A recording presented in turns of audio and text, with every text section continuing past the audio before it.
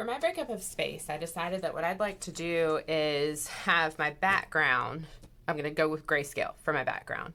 And then my vase, I'm going to work with color so that it just really stands out from that background. And also just, I don't know, a little bit of a message that maybe like having the kind of COVID germs all in gray, kind of gloomy, but then keeping the vibrancy where the people are. I don't know, just kind of a message. For working in grayscale, I'm going to work both with my pen and ink and then my graphite. I have these ebony pencils here. You can do this with a regular pencil, but if you have an ebony pencil, it's really nice to work with. And then a good pairing for an ebony pencil is a tortillon, which is really just newsprint rolled up. So if you don't have an actual real tortillon, you can make one just out of newspaper by just rolling it up real tight, and then it works the same way. So in my background, I'll start with the ebony pencil and tortillon.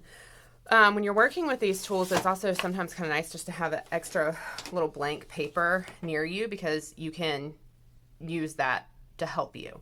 So the point of these two things is this ebony pencil is really, really soft graphite. So you can get very light values of gray with it, and then you can get a whole range to really dark. So if I am working with this, I also kind of like to hold it on its side so that more of this graphite touches the paper, and then I end up with a little bit smoother application of it. So I'm just working really, really lightly to apply this to this paper, but then as I start to press harder and harder and harder, then it's going to get darker and darker. Now I don't want to press super hard with it on its side, so I'm going to have to switch to get to this isn't a very smooth transition here, but I can get to these really dark values as well by pressing down on it. What the tortillon does is it blends it so that it finishes filling in any white spaces of the paper, and it can make it smooth. Okay, so just by rubbing this tortillon tool over the gray that I've applied, I can smooth out that transition to hopefully get it from the dark values to the real light values of the gray with pretty smooth transition. The other thing that this is nice for is you can create almost like there it goes. Very soft. They break super easily. You can create a little palette of graphite or ebony on your paper that you can pick up with your tortillon, just like you would pick up like paint with a paintbrush. These need to be sharpened with hand sharpeners, okay? Because they're too soft for any other kind of sharpener. All right, so I'm going to finish applying this here, and you can imagine it like I've put some paint on a palette, and then I can come pick up that paint with my tortillon, and I can work with it other places. When you're working with a tortillon, you never want to work with it up and down where you're pushing the tip into the paper, because it's going to collapse your tortillon on you. You always want to kind of hold it to the side so that the angle of the tortillon is what's being applied to the paper. And you can see just how I'm grabbing some of this and then I'm able to drag it around. It's just another way to apply your ebony in a different way on your paper. Okay, so I think what I'm going to do is I'm going to work with this ebony in the areas around my little COVID germs. And I think what I'm going to do is I'm going to make it, I'd like to kind of transition from being darker to lighter in these spaces. So I'm just starting off by adding some of this material around these COVID little germ things. And I'm going to work out away from this line that I'm adding, loosening up on my pressure, so lightening up a little bit so that hopefully I'm going to end up with a nice smooth transition from the dark to the light, so that kind of in the center of the negative space areas, it's a little bit lighter. Okay, so I'm just working out away from this line that I'm adding. I am keeping my lines pretty close to each other, because if you just sort of, I don't know, sometimes people think that tortillons are like a magic tool and like you could go like this and then it's going to blend and fill that in. That's not the case, of course. You need to apply quality ahead of time to end up with quality afterwards as well. Okay, so I'm lightening up on this. And now I'm going to take this tortillon and I'm going to start to blend what I've applied. I can, of course, go on top of this and I can add more if I want to, but this is starting to do what I want it to, where it's blending this dark area. And then you can see, especially right here, where it's transitioning to hopefully a lighter color as I work away from my COVID germs. So it's like almost like they're surrounded by a darkness or something. And then I'm dragging away from the darkness with my ebony, but lightening up so that I can have it be lighter and lighter as it works away into my negative space. All right, so I'm going to continue doing that until I filled in all of my negative space, and then I can come back and maybe start to work within my COVID germs, and then I can work around my color part as well. Before I move on to another section, I thought I would just quickly show you how, if you don't have an ebony pencil and you don't have a tortillon, how you can do the same type thing with a regular pencil.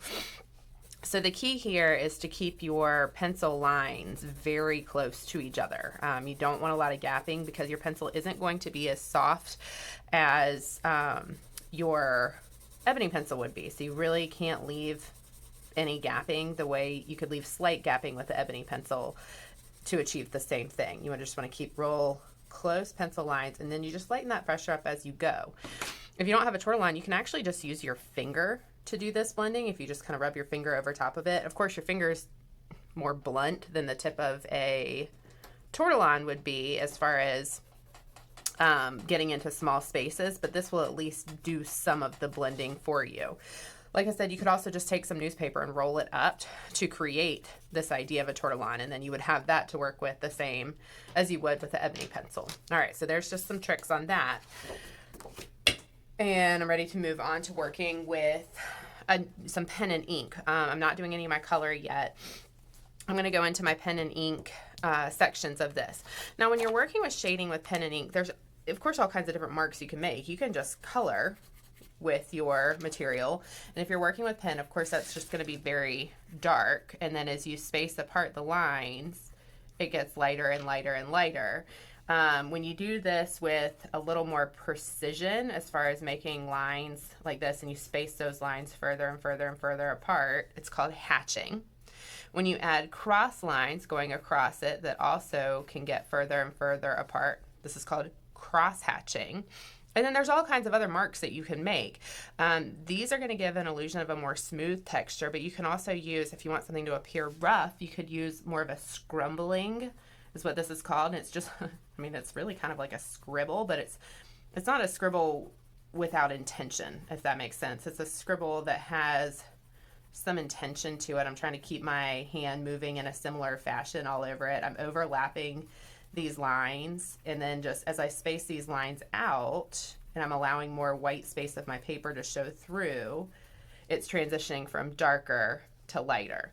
Now I want to stick with that scrumbling kind of idea for my COVID germs because I want them to appear like rough and jagged because I think that lends itself to my storing line that I'm trying to create. So I'm going to start work on this kind of scrumbling motion where I've picked a scribble pattern, for a lack of a better word, and I'm going to continue to use that scribble pattern.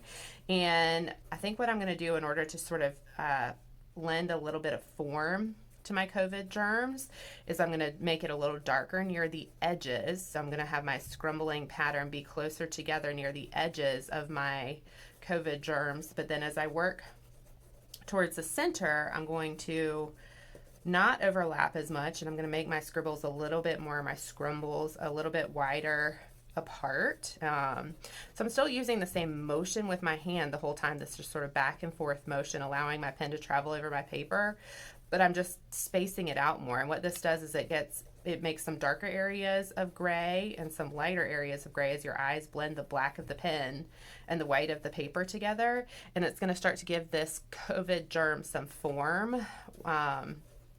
Where here in the middle, it's got more white paper and less ink. And then here towards the edges of it, it's got more ink and less of the white paper showing through. So I'm just going to continue doing that for my COVID germs to get them shaded in with my grayscale theme for my background. All right, I'm ready to go into my color section of my project, and I'm going to choose to work with color pencils. I have a pretty good set here that has a lot of color variety in it.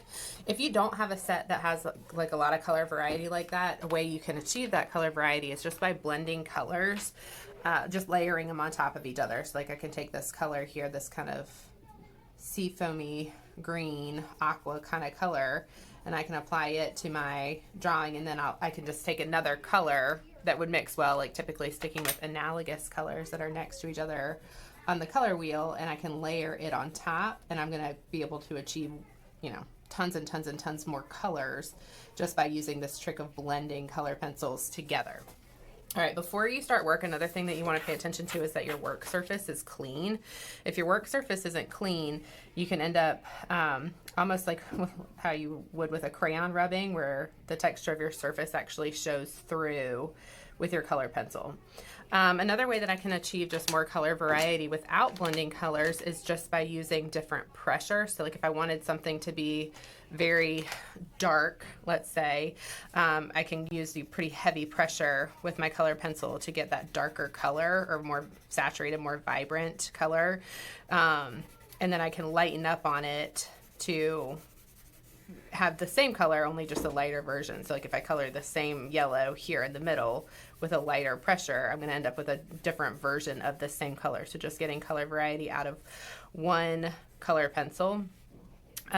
You want to try to use fairly even pressure as you're working, but consistently change the pressure, which sounds kind of weird, but like if you want it to be darker, use consistent dark pressure. If you want it to be lighter, use consistent light pressure, so that it's not like quick changes in pressure, where it ends up being more smooth across the surface of your work.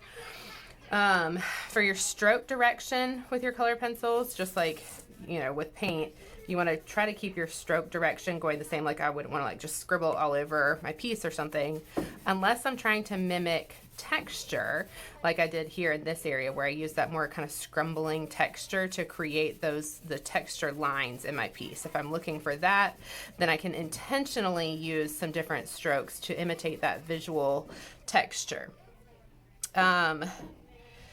I think that's pretty much it as far as working with the color pencils. You're just gonna color the surface of your whichever areas you're gonna have in color, and finish that off so that it has some nice contrast to the black, white, and gray of, you know, those areas. So the color's been added onto this piece, and you can see like because the color is so vibrant and the background has all the grays and black and whites, there's just a really nice contrast between the two. The color pencil work is pretty nice and smooth. The craftsmanship on it is nice. Like all the areas are filled in, different pressures of like the same color are used to vary colors. There's a lot of areas where colors are blended to create new colors, and overall just some pretty nice color pencil work on this completed piece. Now, one thing I did want to say, when you're thinking about your color and your gray, on this particular piece it was fairly easy to work with the gray and the black and the white and the color, because I kept all of my grayscale and black and white work to the background and my colorful work in the foreground. Now on this piece, however, and I'm just going to turn it, let's see, we'll do it like this. The way this space is broken up, it's not just, you know, vase, foreground, and background, negative space, like one in black and white and one in color. It's a mix across the whole thing. And if you're choosing to work this way, something that you really have to pay attention to is your color and how it would transition to black and white. So for example, in this moon area right here, the sky around the moon, I chose to, in my black and white section, like if you just look at just this one part right here, I chose to make my sky black, like solid black, okay?